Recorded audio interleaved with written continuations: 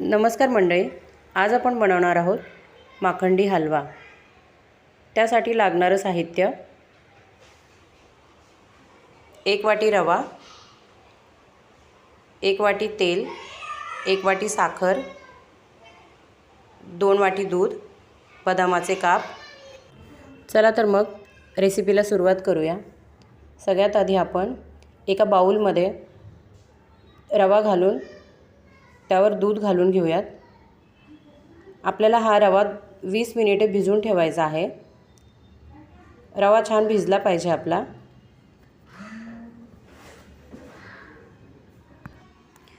आता आपण कढई गरम करून त्यात तेल घालणार आहोत। तेल गरम झालं की मग आपल्याला त्यावर साखर घालायची आहे। गॅस लो टू मीडियमच ठेवायचा आहे आपल्याला, गॅस फास्ट करायचा नाही आहे इथे। तेल गरम झालं की मग गॅस कमी करूयात आपण। आता आपण साखर घालून घेणार आहोत त्यावर। साखर आपल्याला कॅरमलाइज करून घ्यायची आहे इथे। सतत हलवत राहायची आहे आपल्याला साखर। सुरुवातीला साखरीच्या गिठळ्या होतील, फार हार्ड होईल साखर, नंतर ती मेल्ट होत जाईल।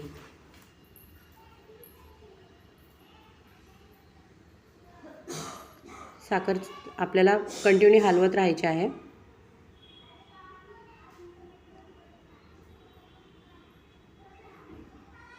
साखर हलवत राहून 5 मिनिट झालेले आहेत आपल्याला। आता इथे तुम्ही बघू शकता साखरेचा थोडा रंग बदलला आहे। आता साखर आता छान विरघळते आहे। हे बघा, साखर पूर्णपणे मेल्ट झालेली आहे त्यात।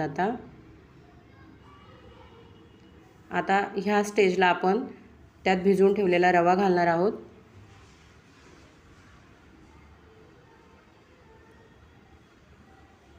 आता आपल्याला पूर्ण मिक्स करून घ्यायचं आहे।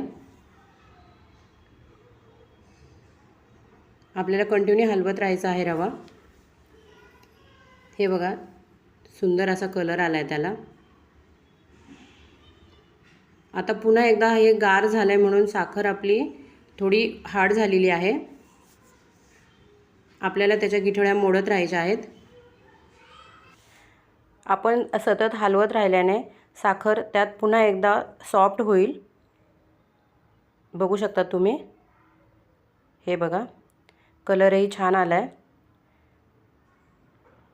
जे आपल्याला व्हाईट दिसतोय रवा, त्याच्या गिठळ्या आपण मोडून घेणार आहोत। आता पूर्ण गिठळ्या मोडून घ्यायच्या आहेत आपल्याला।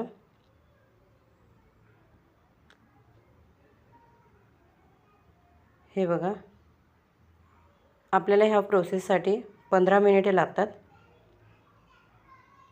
बघू शकता तुम्ही,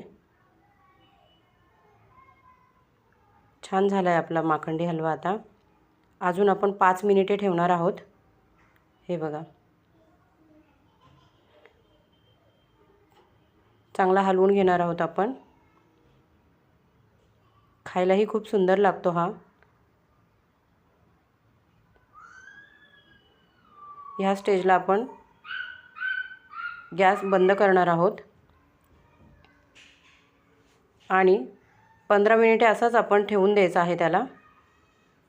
15 मिनिट झाल्यानंतर तेल आपण पूर्ण निथळून घेणार आहोत त्यातलं, आणि नंतर आपण सर्व करणार आहोत। तर आता मी हलवा बाउलमध्ये काढून त्यावर बदामाचे काप घातलेले आहे।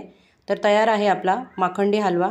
तुम्ही एकदा नक्की ट्राय करा आणि चॅनलला लाईक आणि सबस्क्राईब करा। थँक्यू।